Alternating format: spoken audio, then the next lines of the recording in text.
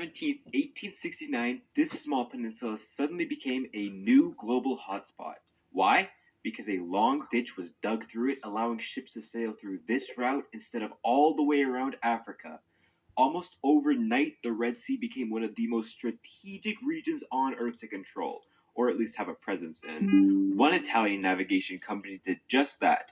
They bought the port of Assab from local sultans just 2 days before the grand opening of the canal. Talk about good timing. And today, well, Assab is just a small city in the much larger country of Eritrea, sometimes called Africa's North Korea. Eritrea is an impoverished, highly militarized one party state. It has been led by a single leader since independence in 1991 and has often been one of the bottom nations in terms of human development. Not only does it have the second highest amount of active military reserves per capita, the country has mandatory conscription for both men and women starting from your last year of high school until whenever you're dismissed. Sometimes when you're 40, sometimes in your 50s. Take that in. That's basically your entire working life as a conscript in the military. Although many of them don't fight because of the unique way Eritrea's government commands its economy. Conscripts are not just used for war, they are quite literally the backbone of everything in the country.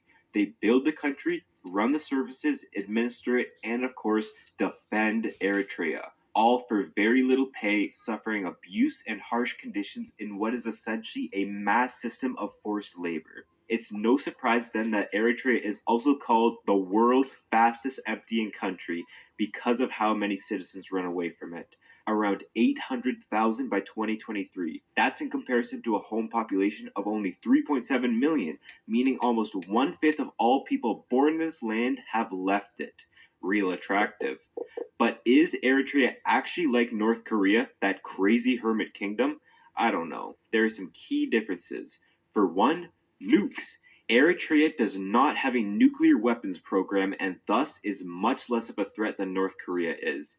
They don't have the capability to straight up destroy their neighbors if the military just feels like it one day. If you were to leave Eritrea, you could come back one day, although with some difficulties.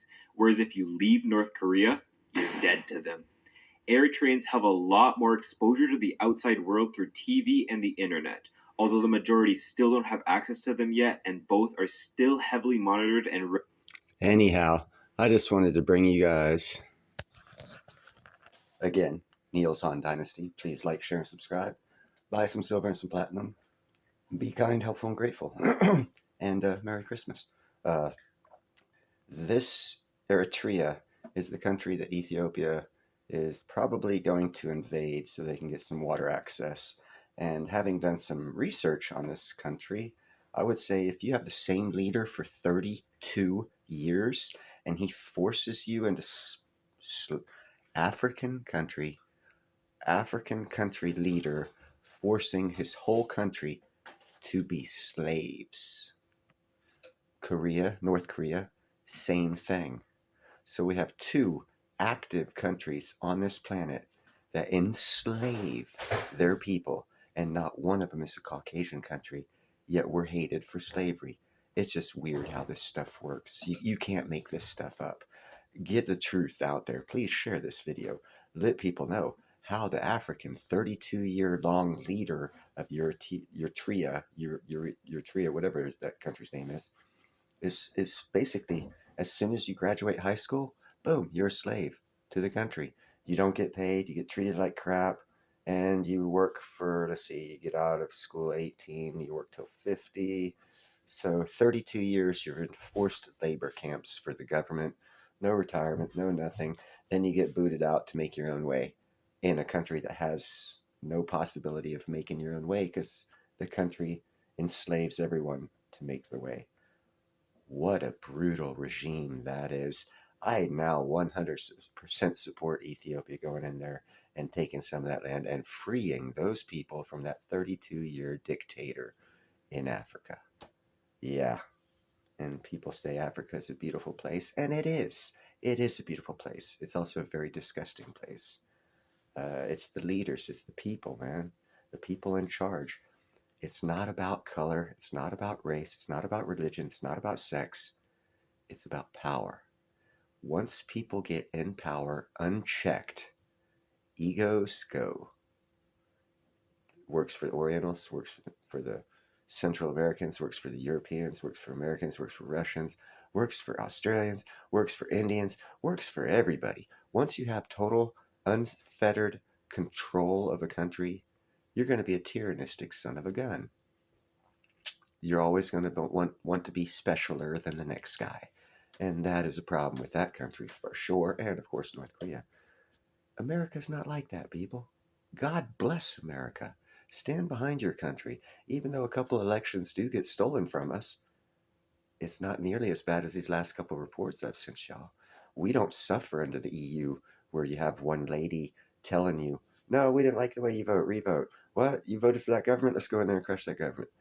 America doesn't have to put up with that crap because we're free to a point, but more free than everyone else. So stand behind your country. Stand behind America.